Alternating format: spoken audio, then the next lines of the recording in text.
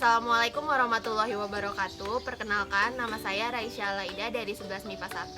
Saya Tegar Rohmat Nur Razak dari kelas 11 MIPA 2. Saya Rizal Dimul Rasid dari kelas 11 MIPA 2. Saya Siti Sahalatun Najwa dari 11 MIPA 4. Di sini kami akan menjelaskan materi minyak bumi.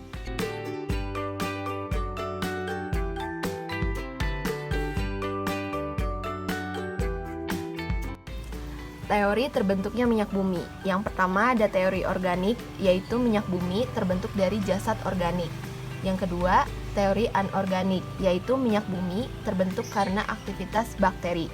Yang ketiga, teori duplex. Minyak bumi terbentuk dari jasad renin yang berasal dari hewan atau tumbuhan yang mati. Kandungan minyak bumi terdiri dari hidrokarbon 99,99%, sulfur 0,1 sampai 7%, nitrogen 0,01 sampai 0,9%, oksigen 0,01 sampai 0,4%, dan organologam sangat kecil.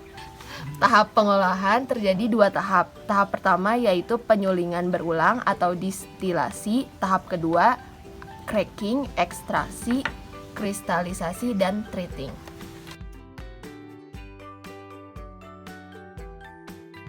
Distilasi atau penyulingan berulang yaitu proses di mana senyawa titik didih rendah akan kepisah lebih dulu dibanding dengan senyawa titik didih tinggi. Dari distilasi kita akan mendapatkan 6 fraksi, yaitu fraksi 1 hasilnya berupa gas, contohnya LPG. Fraksi 2 hasilnya berupa nafta, contohnya bensin. Fraksi 3 hasilnya berupa kerosin, yaitu aftur. Fraksi 4 hasilnya berupa solar, contohnya minyak tanah. Fraksi 5 hasilnya berupa residu, contohnya hidrokarbon rantai panjang. Fraksi 6 hasilnya berupa sisa pengolahan, contohnya aspal dan lilin. Tahap kedua, perekahan atau cracking, yaitu perubahan struktur kimia seperti alkilasi, polimerisasi, reformasi, isomerasi. Yang lalu ekstraksi, membersihkan suatu produk menggunakan suatu pelarut. Kemudian kristalisasi, produk dipisahkan berdasarkan titik cairnya melalui pendinginan, penekanan, dan penyaringan. Yang terakhir yaitu treating, membersihkan dari kontaminan menggunakan soda kausin, NaOH, tanah liat, dan proses hidrogenasi. Produk minyak bumi terdiri dari 8 kelompok. Kelompok yang pertama memiliki titik didih kurang dari 20 derajat Celcius dan karbonnya itu 1 sampai 4.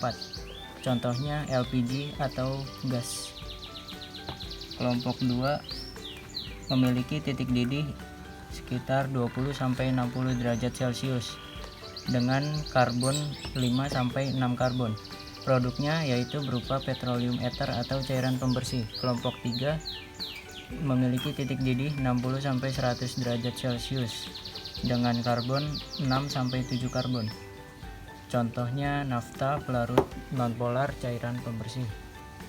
Kelompok 4 ada memiliki titik didih 40 sampai 200 derajat Celcius dengan karbonnya 5 sampai 10.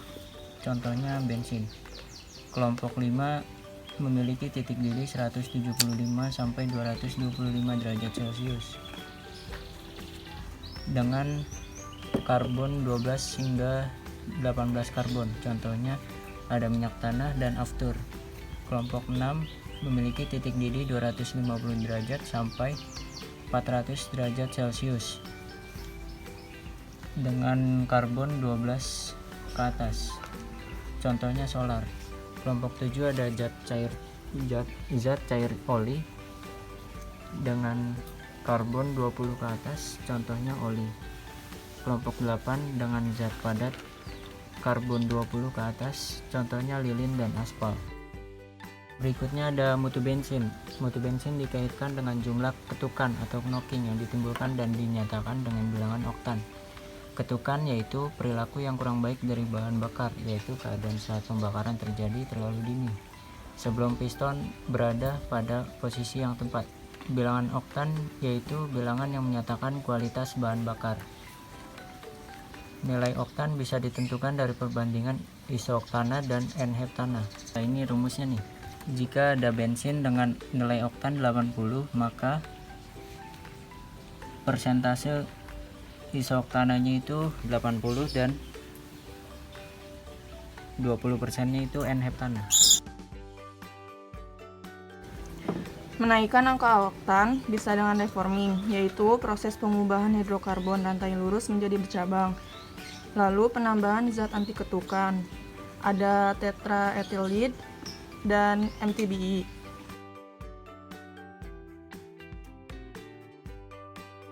Dampak negatif penggunaan minyak bumi, gas buangnya ada CO2, kerugiannya yaitu pemanasan global.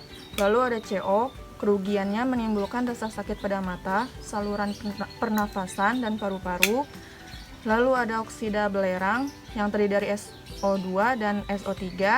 Kerugiannya merusak jaringan dan menimbulkan rasa sakit, hujan asam. Oksida nitrogen yang terdiri dari NO dan NO2. Kerugiannya bahan pencemar, fenomena asbut atau asap kabut.